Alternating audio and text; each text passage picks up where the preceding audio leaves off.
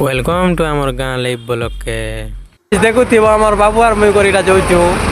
Bhubaneswar training दी बाबू काम तो कि नहीं इटा हमें कार ने बगी किना इटा हमें जाऊछु टिटलागढ़ के इटा देखुथिब इटा घोड़ार ब्रिज देन हमें टिटलागढ़ के पहुँचलु न इटा स्टेशन के जाऊछु तो फाइनली इटा हमें जाऊछु स्टेशन के नहीं पहुँची पाता तो फाइनली एबे पहुँची गलु रेल स्टेशन के इटा देखुथिब इटा टिटलागढ़ स्टेशन इटा स्टेशन ने अछि इटा होचे अमर रेस्टोरेंट भोग जेन प्रकार कैसे बोल जो नहीं कहने हो एति लगी हिंदे बसी पड़सी फिर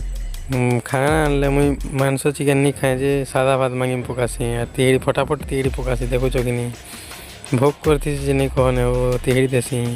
खा पिया कर सारा पर आम टिकट सेंटर के पले आसू टिकट काटबार लगे तो फिर टिकट टुकट काटी सारा ट्रेन नहीं आसी थे वेटिंग करवा पड़सी तो फाइनली गई ट्रेन आसबार टाइम ही गला ट्रेन आसीगला तो ये हिंदी मुईटा ट्रेन ने बसी पड़ुचे नेक्स्ट वीडियो देखले जानी पारबो मुई केने के जाउछे।